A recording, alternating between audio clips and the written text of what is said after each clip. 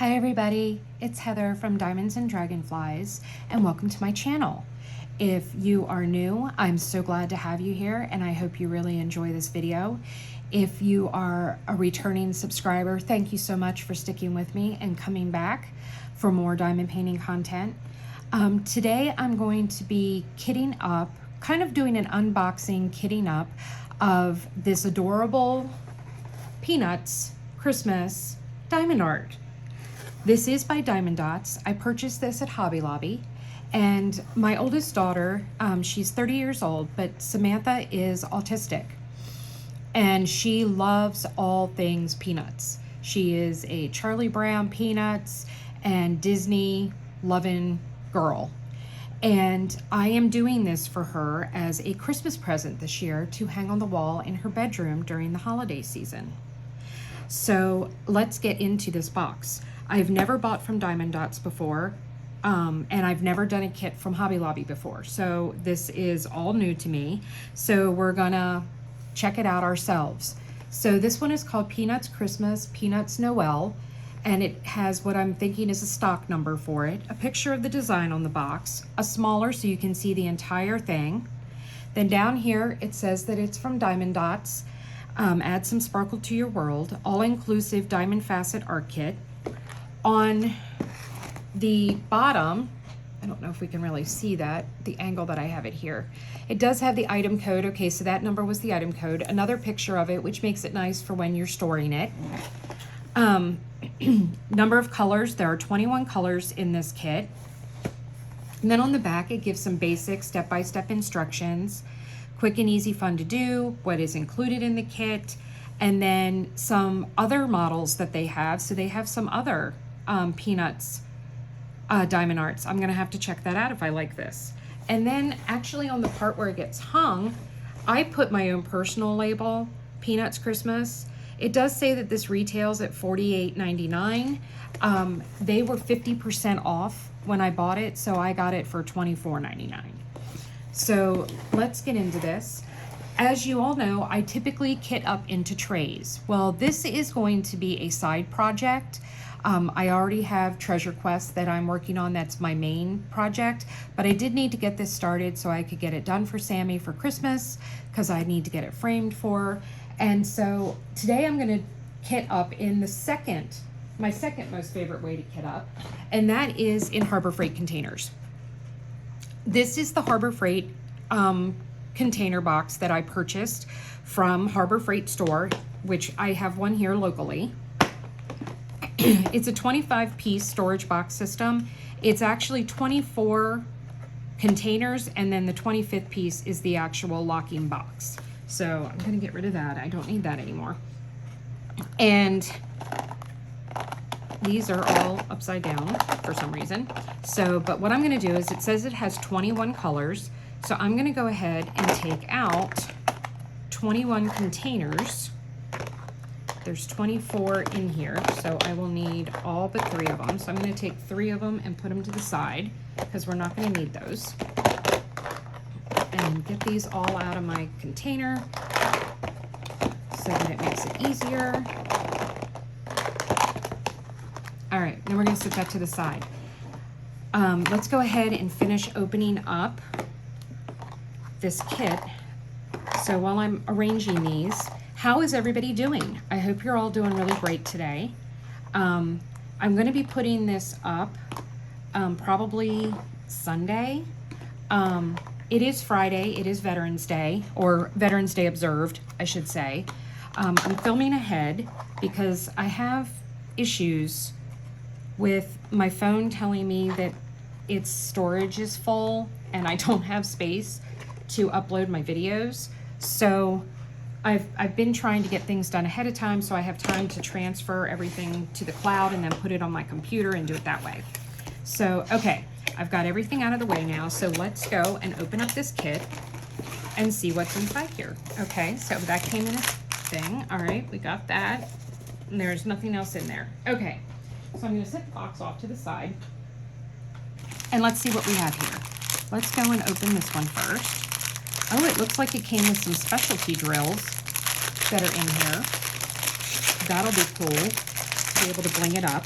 Now, one of the reasons, I'll be honest, one of the reasons why I have not purchased a Diamond Art or Diamond Dots kit in the past is because they are a company that does not use DMC numbers.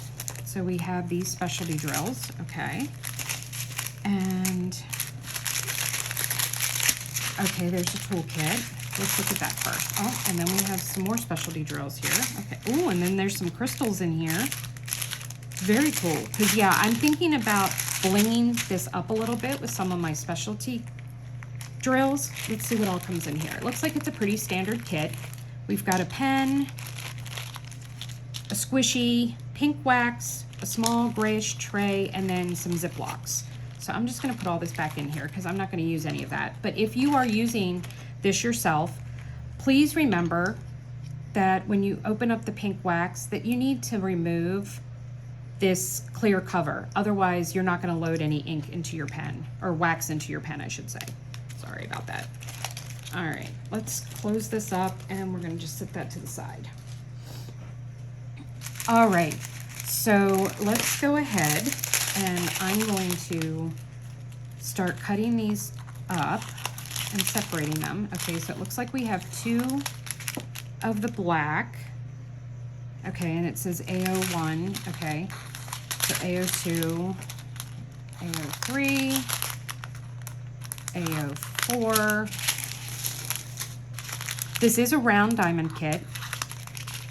I do prefer squares, but I've noticed that most of the kits that you buy at places like Hobby Lobby and stuff, they tend to come in, okay, so it looks like I have 4 of these specialty drills, okay. They tend to come in rounds. Rounds are considered, you know, like a basic starter type drill.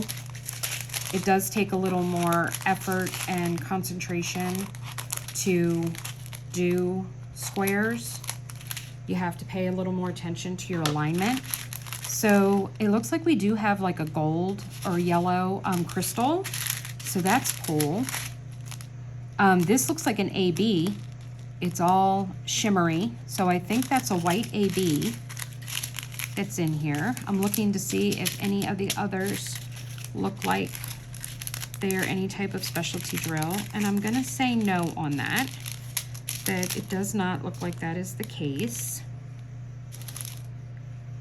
So no, it does not look like that's the case. Now, what I am gonna do is I do have this pack of rainbow primary color ABs and some sparklers here that I got that are round. And let's see if any of these come close to matching, since these are not, I don't need glow-in-the-dark drills for this one. Oh, those are square. Oh, it looks like these all I bought were square. Okay, well, we can't use those then. So I thought I had rounds in those, but I do not. So, but I do have these gold sparklers, but if they've got that other gold, okay, well, I think we're just gonna leave it alone then. That doesn't match up either. I'm just trying to see here real quick if any of the rounds that I have match up or come close, and it doesn't look like it. Okay, that's okay. This will be gorgeous anyway. So let's get out our kit. Let's put these to the side. And we're gonna get out our kit. It does come in a dust sleeve, which is nice, so that helps protect the canvas. It is poured glue. Oh, and this is only a partial. Okay. So I am not actually doing any of the background. That'll make this go way faster. Here's some instructions on how to diamond paint, and they refer to their Diamond Dots chart. So we'll put that aside. So if you've never diamond painted before, you do get some instructions. And I am going to, since this is poured glue, I am gonna roll it backward to help flatten it out, because it is very, very curled up here.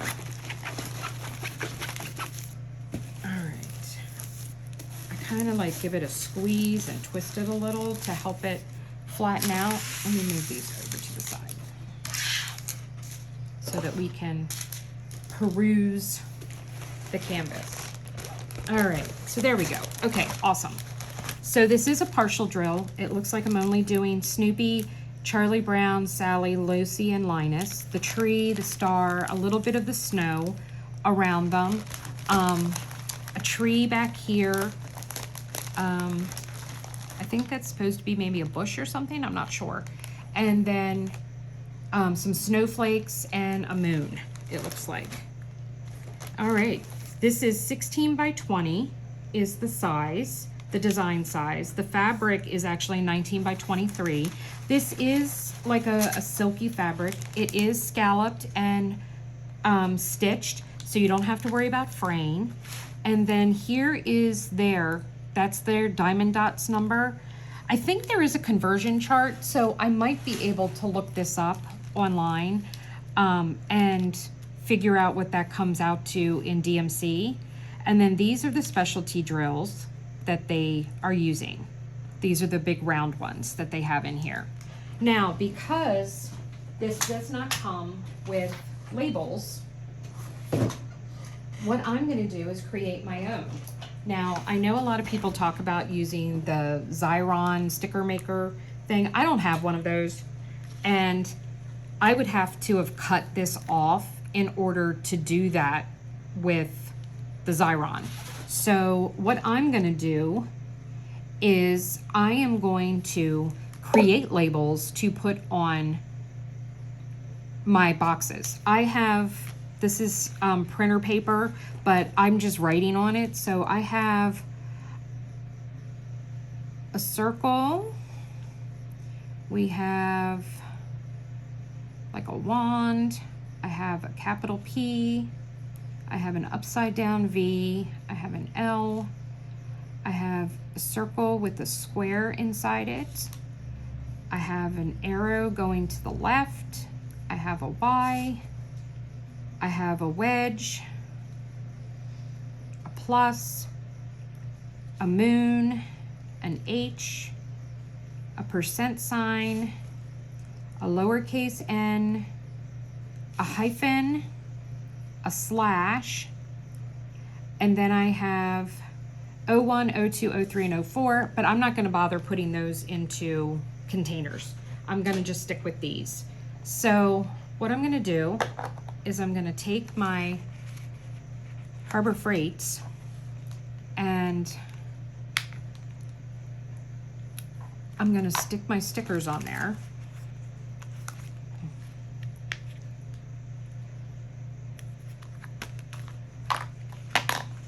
And get ready to start putting the gems in. So I hope everyone is doing well. Today is Veterans Day, like I said, so if you happen to be watching this and you are the veteran, or even if you are the spouse of a veteran, thank you very much for your service. Spouses of military families sometimes get overlooked, and they are doing acts of service just as much as their fighting soldier is. When you have a husband or a wife that is in the military and they have to be deployed and go off to another country, it's a lot. It's a lot for the spouse that's left behind to become a single parent, or to be left alone during that time and having to worry about and take care of everything for the everyday, day-to-day life, but then also not just there, but then having to worry about your spouse as well, your significant other. I have actually been married 3 times. I am on my 3rd marriage. All 3 of my husbands, though, were military. I got married very, very young, and my first husband was active duty Air Force during the first Gulf War back in 1990 and 91. My second husband had actually completed his Navy service, but he was active reserve and he was in the Navy. And then my current husband is a honorably discharged Marine. He was well out. He had been out of the military for quite a while before we got married. So I'm going to scoot this off to the side here. And we'll get back to that in a minute while we go and kit up. Now, what I thought would be fun, since this is a Christmas kit that we're kitting up here, is I thought it would be fun to talk about holiday traditions. But before I do that, I want to, oh, you know what? It just dawned on me. I need this because I need the key to know what number goes in here. Okay. See, trying to get organized because I'm not sure how to do this. All right, so this is A02. So that is the wand one. I'm going to be using this handy dandy device, which I am really excited about doing. This is a Harbor Freight funnel from Bella Art Dana Cole. So they have created a whole bunch of funnels for all different kinds of storage containers. This happens to be the Harbor Freight one. They have one for kitting up into bags. They have one for Elizabeth Ward containers. They have them for the round containers and for the Tic Tac containers. So I think it is awesome that they have 3D printed these types of funnels for us so that we can use them. So I'm going to cut open my thing, and then I just have to pour this in, and bam, that one's done. No having to transfer. I don't have to worry about things falling out or getting all over the place. This is just like amazing. All right, this is A117. So where is the 17? There's 15, 6, 12. Somebody stole AO17. Where is AO17?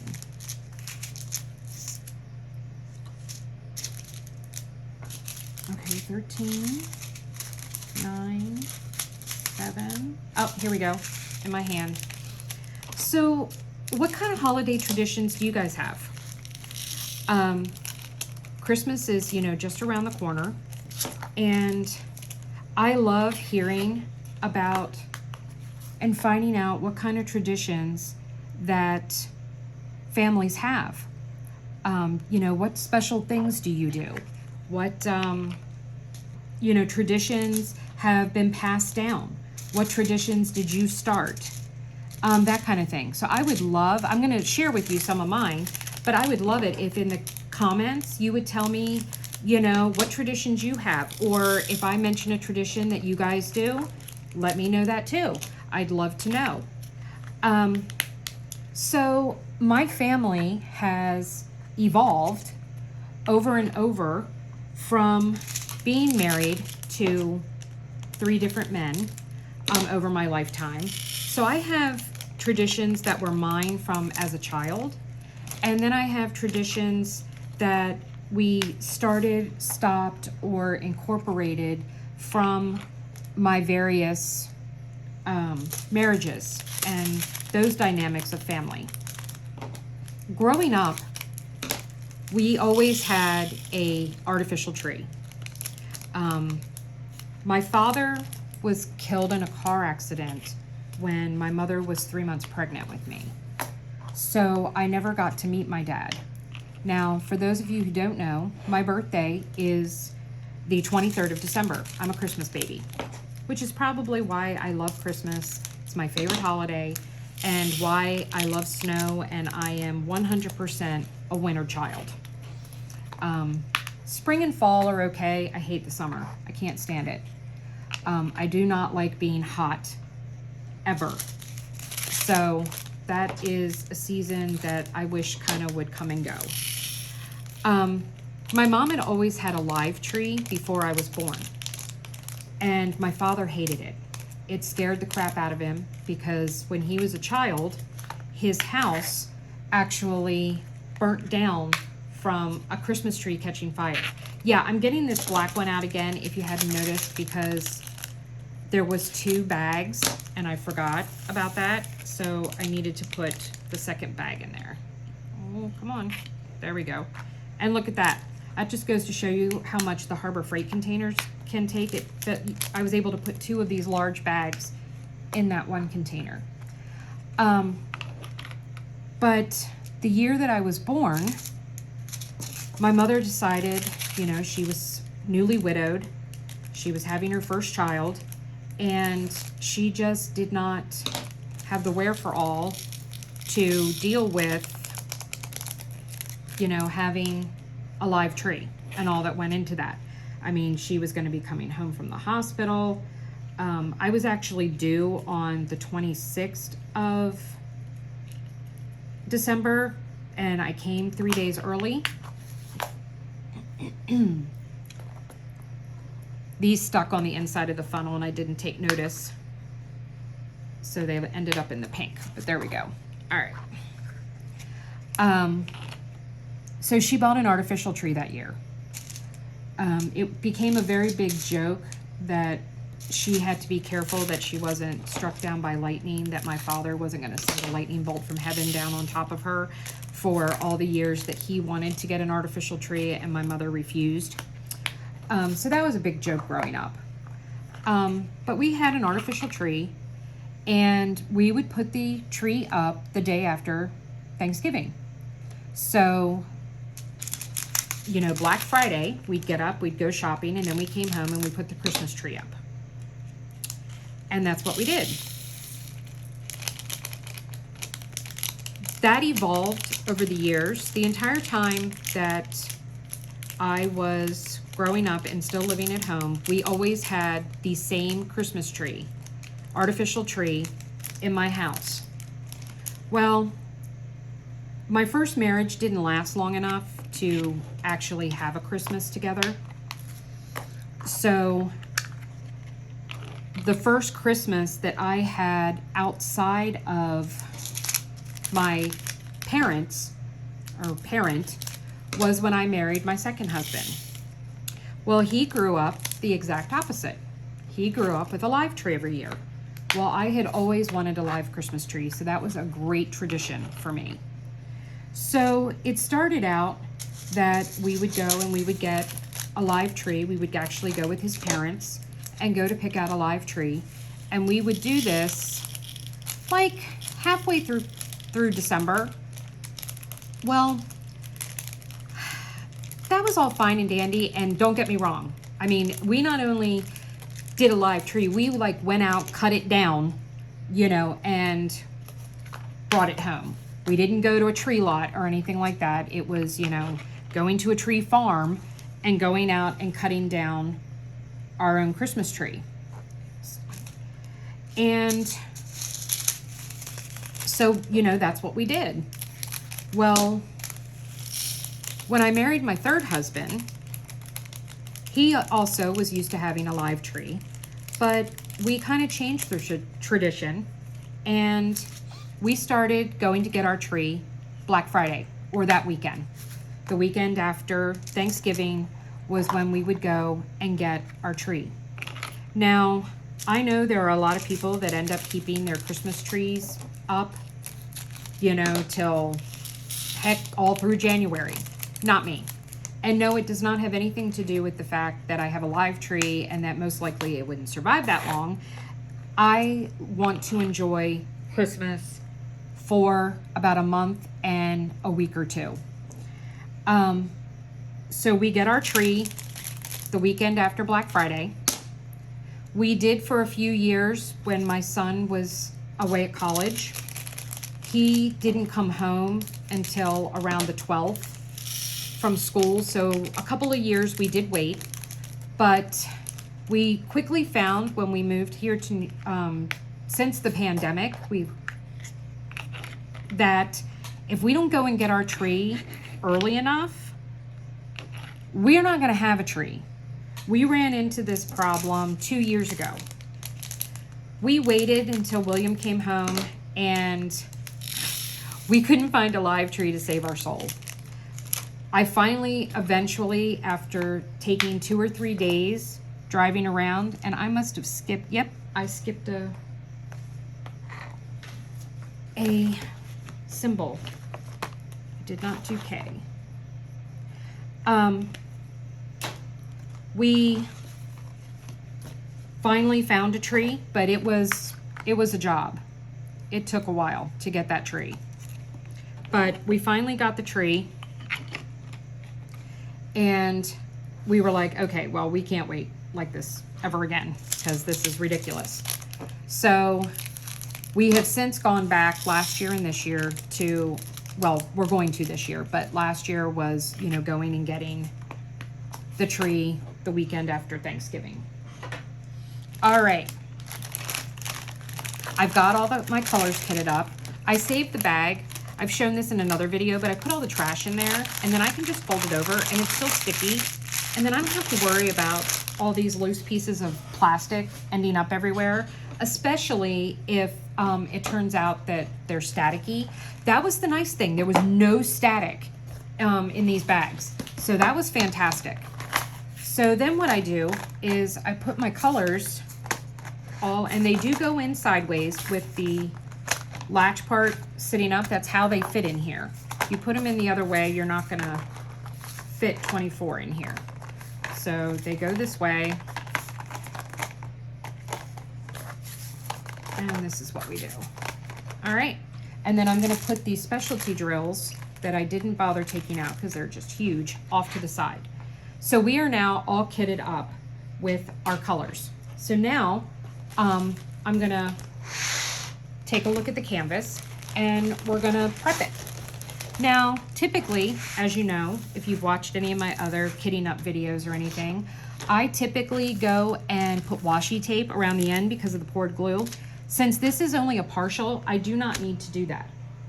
Now, I am gonna make an observation here, and you can take it or leave it. But the observation that I'm going to make is I went into this kit thinking that it was a full drill, that I was going to be having to diamond paint the entire thing, only to find out that that is not the case. Oh, if you're wondering what I'm doing, I'm attaching it to my light board. Let me see if I can slide you up here so you can see what I did here. So I use these clips to attach my canvas to the light board. So it helps flatten it and it helps it from rolling up and stuff while I'm working on it.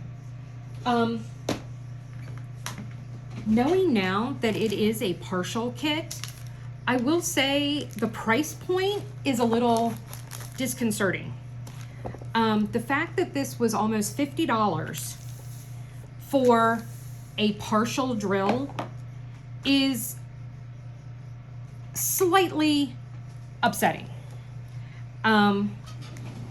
I don't feel, looking at this kit, I mean, it's beautiful, don't get me wrong. It's absolutely gorgeous. I love it. It's adorable. My daughter is going to love it. I'm not necessarily complaining about not having to do all of this white and blue background. So I'm not like devastated at that fact that I don't have to do that. But it is a little upsetting that if I had had to pay regular price for this, that I would have been paying $48.99 plus tax for a partial drill. That is a little upsetting. These are 2 cover minders I'm going to use. This kit is not long enough to come down to the bottom, and so for the purposes of working on this while I'm talking with you, I'm going to use cover minders to help hold the bottom down some. Isn't he adorable? I got this from Randa's Crafty Corner. These were absolutely precious, and I saw these. Sorry, I had to take a drink. And he reminded me of my golden retriever Flash. Flash had reindeer ears. He was the only one of my dogs that would actually let me put them on, and he would keep them on. And so when I saw this, it greatly reminded me of him. Unfortunately, we lost Flash to cancer back in 2019. He died a few months before his 11th birthday. So I miss him greatly. So, oh yeah, that worked. And then I'm gonna also use this one to actually hold the clear plastic back. This is from Randa's Crafty Corner as well. I just thought it was absolutely adorable. So I had to get it. All right. So let me move that, slide that there. Okay. So I'm gonna roll this up, and then we're gonna put our cover minder down. Okay, where'd you go? I lost my magnet. There we go. Okay, let me make sure I have you guys in frame. Yep, and let's see, can I bring you closer? Yes, I can. All right, so let's see, we're gonna start down here. We're gonna do Sally and Charlie Brown and Linus's shoes. So the accessories that I'm using are, let me get my little caddy here. The caddy is from Bella Art de Nicole. I'm sure you all realize how much I love their products. And I know a lot of people use this caddy for actually, what do I want to say? Putting your trays on, which it totally can be used for that. That was the intended purpose. I like using it for all of my tools. So I'm going to be using warm cinnamon apple, Not Your Mama's Mud, in my single placer. And I'm going to be using Randa's Crafty Corners Apple Cinnamon in Scented Putty for my multi-placer. Now, I had gotten this out. This is also from Bella Art de Nicole. It is supposedly the purpose originally was for it being a mud holder to hold your wax or your mud. I use it to put my pen tips in. I think it works really well. I really like using it for that purpose, and so that's what I use it for. So these are all of my multi-placers that I have, and then I have another one, and I have all my single placers in there. So that's what I use those for. They do have magnets built in and then one on the outside, so you can use it as a cover minder as well. You could use it as a trash drill holder. There's endless possibilities for what you could use it for. So I'm going to go ahead and load up my pen. So with Not Your Mama's Mud, I'm going to kind of scrape in here some out, and then I kind of stab it in with my thumb, my finger, and then I kind of press down hard, which gets it up in there, as you can see. But I don't have it all over the place. And then my putty, I'm just going to take my multi-placer and I'm going to press down in the pad and kind of wiggle it. I try to get as close to the edge as I can. And then I just fold over any extra and kind of shove it in there and make sure that it's down into my multi-placer. And then I kind of use my nail to scrape off the extra. And I hope you guys got to see that. I forgot I made this closer up so you guys could get a closer picture, and now I'm worried that you didn't see that. So hopefully you did. So let me pull this down a little more. All right, so I'm gonna start with the circle, which is black, and do the outer edge of the shoes before I do the brown. So I've got my container, I got a tray. This is a Bella Art Essential Tray. The Essential Trays come in 2 different sizes. This is just the regular, so it's just called the Essential. And then they have an Essential Plus, which is longer. This one is about the size of the tray, roughly the size of the tray that comes with a kit. Whereas the Essential Plus one is longer. So if you want a little more space, you can go for that one.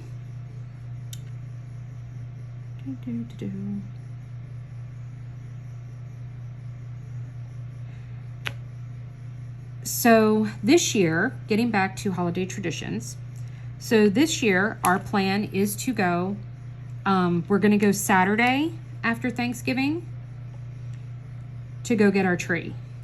The reason why we're going Saturday and not Black Friday this year is because my daughter, who is autistic, she lives in a residential housing in Maryland, and she goes to a day program during the day, and her program is having an outing to Chuck E. Cheese. And that is one of Samantha's favorite places to go. And she told me that she really wanted to go. And so we decided that we would get her after her trip on Friday. So she's not coming up until around 5, 6 o'clock before she'll be at our home. So it's too late then to go and get a tree. So we are going to go on Saturday. Plus my son, he works a second job to pay for those student loans. And his second job is at Walmart. And so he has to work Black Friday evening. And so he's not coming to my home until Saturday. So Saturday, we are all gonna go out and go get our Christmas tree. So I haven't decided this year. We typically do go to a tree farm and cut down our tree. This year, however, I don't know that we're going to be doing that. It's a lot on me with my back issues to do that kind of walking through a tree farm, especially since I'm having to pay attention to tree roots and, you know, stumps and everything else. And it is typically, you would think that it would be cheaper to get a live tree that you cut down because they're not doing the labor of cutting it down. That's being left to you. And that it would be cheaper to get a tree that way. That is not the case. Typically, it is way more expensive to pay for a tree that you are going out and cutting down at a tree farm than it is to, say, go and buy a pre-cut tree from a stand. Now, I won't buy a pre-cut tree just from any stand. I look for like a Boy Scout troop that is doing a fundraiser and selling Christmas trees. And we discovered one at a firehouse in Camp Hill a few years ago. And we had gotten a tree from there. And that year, the reason why we got a tree later in the year and we didn't cut it down because the first 2 weekends, and it was an early Thanksgiving, just like it is this year, but there were actually 2 weekends in November before we hit December. And both weekends it poured down raining. The one year we actually had an ice storm. So the weather did not cooperate for us to go and get a Christmas tree and cut it down. So we ended up going and having to get it. And while it was actively raining, from a tree stand. But I was supporting the Boy Scouts, and that was what was important. So I'm thinking we might do the same thing again this year. I need to find out how much they're selling their trees for. They had gorgeous trees, so that was not an issue.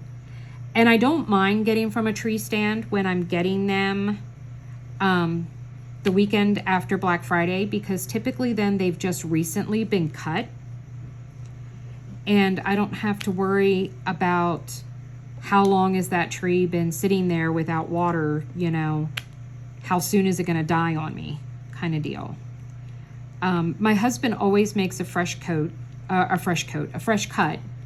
If you know anything about getting a live tree, once you've cut an evergreen, some of the sap will seal over the cut on the trunk. So if you get a live tree, and even if you just went down and cut it down yourself, it happens rather quickly. The sap sealing in the sealing over the trunk, you always want to make a fresh cut before you go and put it in your tree stand into the water. Also a little trick to keep your tree drinking and to help prolong the life of your tree. And I have been doing this for 25, 30 years now, is to put some ginger ale in your tree water. You never want to use hot water. You never want to use cold water. You want to do like lukewarm room temperature and add, like, depending on the size of your tree stand, maybe add 1 to 2 cups of ginger ale to the water. The tree will lap up that sugar that's in your ginger ale. Don't get diet ginger ale. You want regular full-blown ginger ale. And that will encourage it and help it to drink and drink and drink and drink and drink, which is what you want, because the longer your tree is taking water and drinking, the longer it's going to hold its needles, it's going to stay green and plush, and it's going to give you that wonderful pine smell in your home. So some little tricks that we have learned over the years about Christmas trees. It's fun to look back over the years and look at pictures, and we have some video of us bringing the tree in, my daughter and my husband, like laughing and joking because the tree is like getting the better of them, and it's a lot of fun. It's a tradition that I look forward to every year. It kind of kicks off our holiday season. And I love that even though my kids are in their 20s, that they still participate and they look forward to our tradition. And I hope it lasts for a long, long time. I hope for many years to come, they will look forward to coming and helping get the family Christmas tree. My daughter has her own apartment.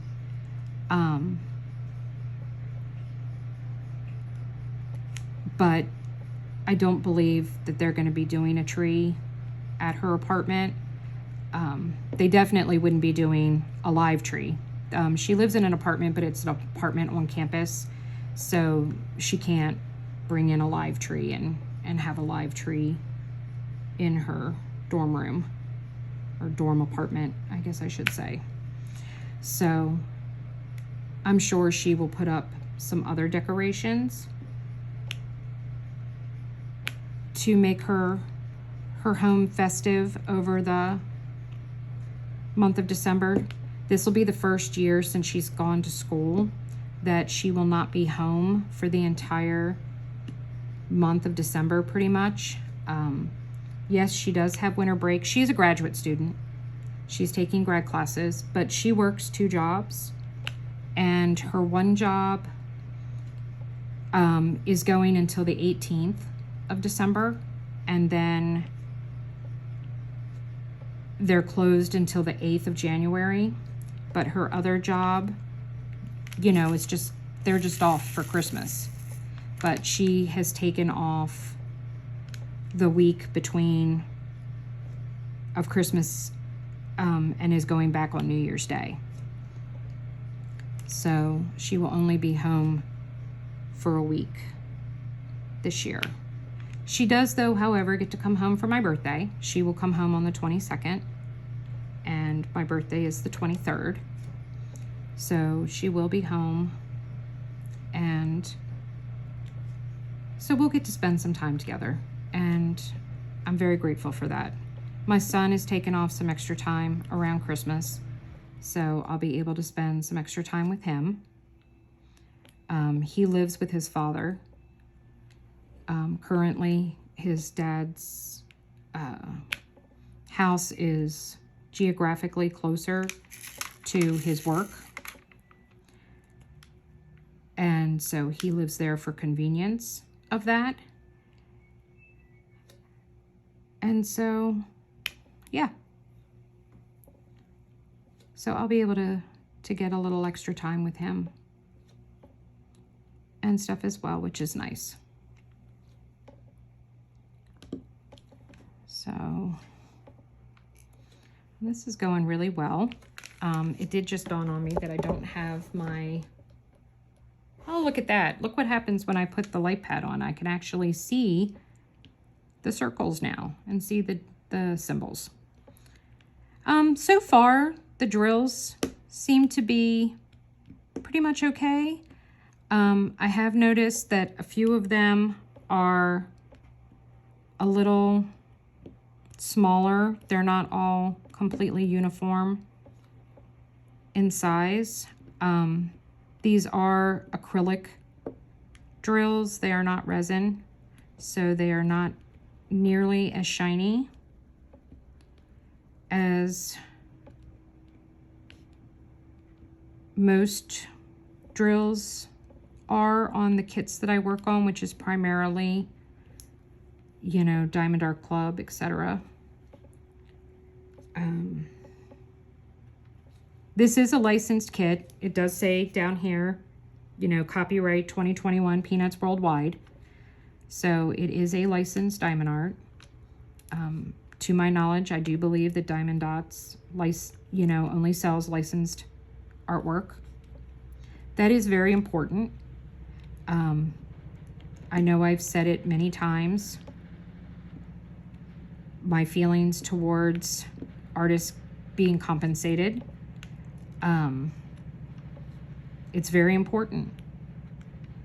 And it upsets me greatly when I see all of these people that are bragging about, you know, oh, I got this diamond art for $5 and I got this one for $10. And, you know, it's,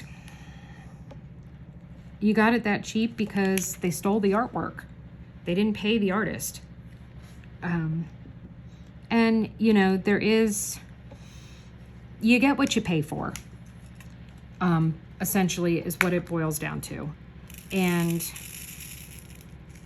I understand that a lot of people want to be able to diamond art, and the only way they can is by buying kits from, you know, places like Amazon, Temu, AliExpress, from these, you know, unknown Asian companies. And I get that. I do. And I do think that it's not really fair that some people might not be able to do a hobby because they can't afford to buy, you know, a $50 kit, $70 kit, you know, to get a high quality diamond painting. And I do empathize. I guess I am fortunate enough that I am able to buy licensed artwork and support artists, and that is something that is very important to me. I have friends who are artists, and when you buy unlicensed artwork, you are hurting their livelihood. And if you've ever been a victim of identity theft, when you've had someone steal your credit card and make purchases that you didn't make, and it's affected your credit and your finances and your bank account, you know how upset you get. Well, it's the same thing for these artists. Artists put their heart and soul into their artwork. When you go and take that and just take their artwork and you're not reimbursing them, you are stealing a part of them. They didn't give you permission to take the artwork that they put their heart and soul into. And that can be extremely upsetting. It's a violation. You've taken something that they have taken their time and they have given a part of themselves to create, and you're just taking it without permission. I can tell you personally, firsthand, because I myself have done it, I have seen a piece of artwork that I really liked, that I wanted to do as a diamond painting, and it was not available as a diamond painting. I reached out on social media to the artist and said, hey, I came across this picture of yours. I really love it, and I would like to do it as a diamond painting. Is it okay? Would it be okay with you for me to use your artwork to create a diamond painting that is strictly for my own personal enjoyment? I'm not going to be selling it. It is not going to be displayed anywhere but in my own home. Would that be okay? And I have received permission at no cost. They didn't charge me anything. They didn't ask for any type of compensation, because they appreciated the fact that I asked them for permission to use their artwork. Because there are companies that you can order customs from, and they don't bother to ask you, do you have permission to use this artwork or to copy this? Nope, they don't care. They could care less, and they don't bother to ask you any of those questions. I mean, there might be some companies that do, but most of them, no. They don't care. You want a custom of this? Sure, I'll take your money. I'll make a custom for you. No problem. And I won't do it. You know, I reached out to the company or to the artist and asked them, can I use your artwork to make a diamond painting kit for my own personal use? So that is a possibility that you can do as well.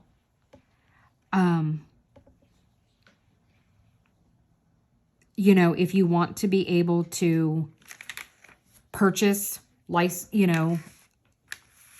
do a licensed artwork, but you can't afford to pay that kind of price, that might be something that you can look at and you can look into.